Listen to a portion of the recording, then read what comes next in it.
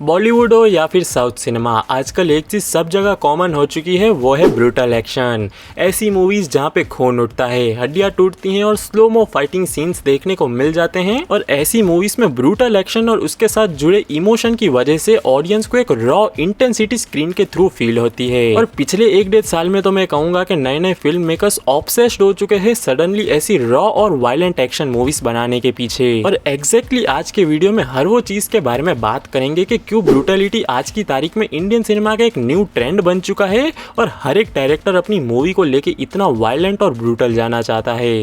Violence, violence, violence.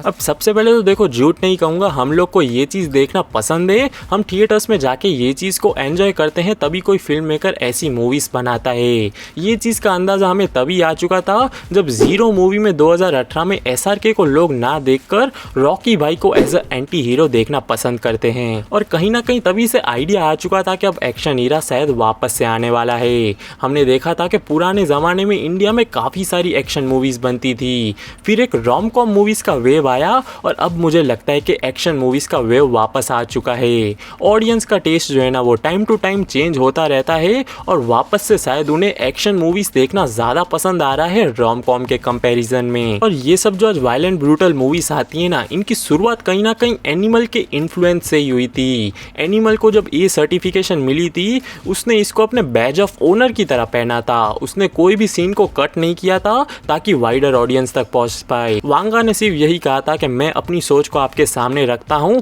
आपको पसंद आएगी तो आएगी, नहीं आएगी तो मुझे इससे क्या लेना देना।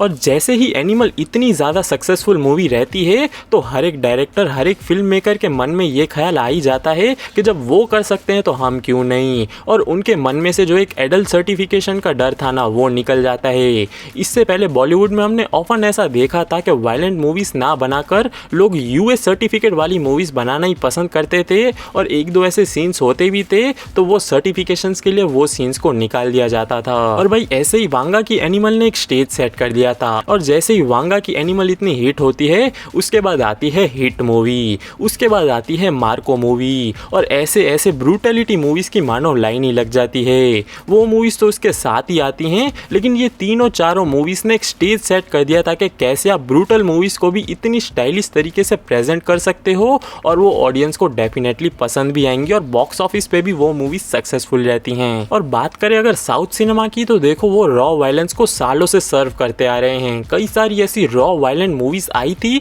पिछले कुछ सालों में जो कि साउथ सिनेमा की तरफ से थी, और उनके लिए ये कुछ नई चीज़ नहीं है। लेकिन एक चीज़ इसमें खास होती है कि वो अपनी कमर्शियल मूवीज में ये चीज़ को करना नापसंद ही करते हैं और वो एक सेफ कार्ड खेलना पसंद करते हैं अपनी कमर्शियल मूवीज़ को लेके।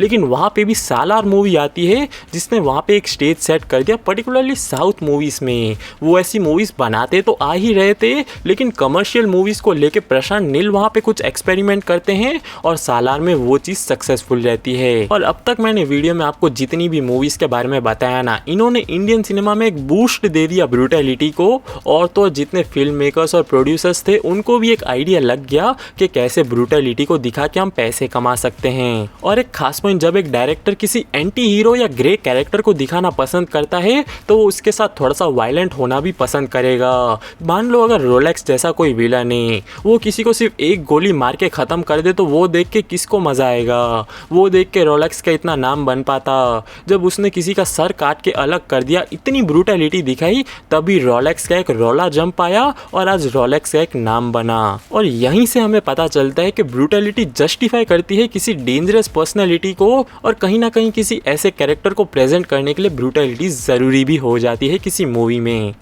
और हमारा नेक्स्ट खास पॉइंट है इमोशन और वायलेंस दोनों ही चीज़ का कॉम्बो। किसी भी ब्रूटल एक्शन मूवी के लिए इमोशन और वायलेंस का कॉम्बो किलर कॉम्बो होता है भाई। मैं मार्को मूवी का एग्जांपल लेना चाहूँगा। मार्को क्लाइमेक्स में इतना ज़्यादा वाइल्ड चला जाता है। वो क्यों इतनी ब्रूटलिटी करता है? क्योंकि उसके घर पे साइरस घुसता है, उसके फैमिली मेम्बर्स को इतनी ब्रूटलिटी के साथ मारता है। अब मार्को उन्हें एक एक गोली मार के ख़त्म कर देता तो क्या ऑडियंस सेटिस्फाई हो पाती? मार्को को भी उस लेवल पे जाना पड़ता है उतना ही वाइल्ड वायलेंट बनना पड़ता है ताकि ऑडियंस भी तो सेटिस्फाई हो पाए कि मार्को का रिवेंज पूरा हुआ। और ब्रूटल एक्शन मूवीज़ और OTT को लेके आपका क्या टेक है उसके बारे में मुझे नहीं पता, लेकिन मुझे ऐसा लगता है कि OTT प्लेटफॉर्म्स ने कहीं ना कहीं ब्रूटल मूवीज़ को एक छूट दे दी कि डायरेक्टर्स को जो भी बनाना है वो बना सकते हैं, अगर थिएटर वाले उसे लेने से मना करेंगे तो OTT तो बैठा ही है। इंडिया में काफ़ी ऐसी ब्रूटल एक्शन मूवीज़ बनी जो कि डायरेक्टली OTT पे आती हैं, और तो और आज मुझे ऐसा लगता है कि थिएटर्स भी अब तो रेडी हो चुके हैं ब्रूटल एक्शन मूवीज़ के लिए, क्योंकि भाई ऐसे बॉक्स ऑफिस नंबर देख के किसको अनसेंसर्ड कॉन्टेंट ए सर्टिफिकेट की पड़ी है, वो सिर्फ पैसा कमाना चाहते हैं, और जब वायलेंट मूवीज चलेंगी तो थिएटर्स में भी 110% देखने को मिलेंगी। और ऐसी मूवीज की सक्सेस में कहीं ना कहीं न्यू एज डायरेक्टर्स का भी काफी ज्यादा हाथ है, जहाँ पे डायरेक्टर्स डर नहीं रहे, वो अपने कट वाली मूवीज को प्रेजेंट करना चाहते हैं ऑडियंस के पास। और इस चीज में वांगा तो भाई गॉड है, वो किसी से नहीं डरता, वो जैसा बनाना चाहता है वैसा बना के दिखाता है। और ऐसा नहीं कि एनिमल के साथ ही उसने ये चीज करके दिखाई, जब इतने सालों पहले कबीर सिंह आई थी तब भी उसने अपने वाला कट डाला था, चाहे उसको एडल्ट सर्टिफिकेट मिलता है तो मिले। दूसरा ऐसा डायरेक्टर है लोकेश कनगराज। लोकेश मेरे ख्याल से कूली से पहले ये चीज़ को लेके थोड़ा सा इधर उधर हो रहे थे, और वो एडल्ट सर्टिफिकेट ना मिले इसका भी ध्यान रख रहे थे, लेकिन ये चीज़ सिर्फ विक्रम और मास्टर तक ही सीमित थी, क्योंकि अब कूली के साथ तो उनको भी एडल्ट सर्टिफिकेट मिल चुका है, और मेरे ख्याल से ये चीज़ भी बहुत ज़्यादा वाइल्ड होने वाली है। और जब लोकेश कनगराज, संदीप रेड्डी, वांगा ऐसे टॉप टियर इंडियन सिनेमा के डायरेक्टर्स ऐसी मूवीज़ बनाने से नहीं डर रहे, तो आखिर नए डायरेक्टर्स जो कि पहले से भी ऐसी मूवीज बनाने का शौक रखते थे तो वो क्यों डरेंगे, वो भी अपनी सोच को प्रेजेंट करना बिल्कुल पसंद करेंगे, और ये चीज़ काफ़ी ज़्यादा इफेक्टिव रहती है। और ऐसे ही बात पे बात आई है तो अभी बागी का भी टीजर देखने को मिल जाता है। अभी जो बागी की नई मूवी आने वाली है उसको भी बिल्कुल इसी तरीके से सेल किया जा रहा है कि ये इंडियन सिनेमा की one of the biggest action thriller movie होने वाली है, जहाँ पे आपको फोड़ फोड़ के ब्रूटैलिटी देखने को मिल जाएगी। और बिल्कुल इसको भी मार्को या फिर एनिमल की तरह ही सेल किया जा रहा है। और इसका टीजर मैंने देखा जहाँ पे ब्रूटैलिटी तो ठीक है वाइल्ड जा रही है, लेकिन जो पॉइंट मैंने आपको बताया कि वायलेंस और इमोशन का कॉम्बो होना चाहिए। अब बॉलीवुड इमोशन को दिखाने में तो खतरनाक खतरनाक काम कर चुका है, और इसकी स्टोरी के पीछे उन लोगों ने कितना काम किया है उसके बारे में पता नहीं कौन जाने। और भाई बागी फ्रेंचाइज की तो खासियत है, वो दूसरी मूवीज की स्टोरी को ही चिपकाना पसंद करती है। खैर हम अपने टॉपिक से नहीं भटकेंगे, ये तो बस थोड़ा बहुत टीजर को रिलेटेड मैंने ऐसे ही बातचीत कर ली। अब बढ़ते हैं हमारे लास्ट और काफ़ी इंपॉर्टेंट पॉइंट पे, history of violent action movies since 1970s and 80s, and here I am talking about Hollywood movies।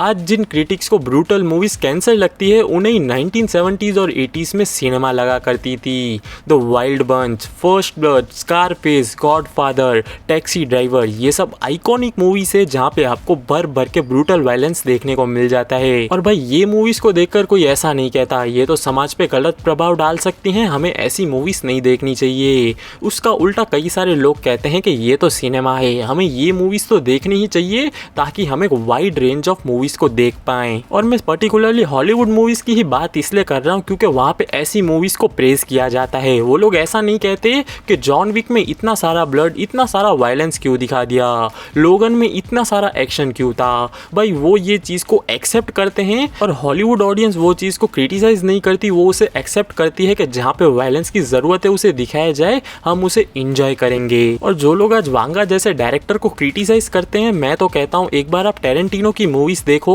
Pulp fiction, reservoir dogs, वो मूवीज देखकर तो आप पागल ही हो जाओगे कि वहाँ पे टेरेंटिनो ने हर एक लिमिट को क्रॉस कर दिया है। तो सिनेमा को सिनेमा की तरह ही देखें, उसमें भले वायलेंस ही क्यों ना दिखाया जाए, वो सिर्फ मूवी की ज़रूरत है, हमें उससे कुछ सीखने की ज़रूरत तो है नहीं। देखो, एंजॉय करो और बाहर आ जाओ।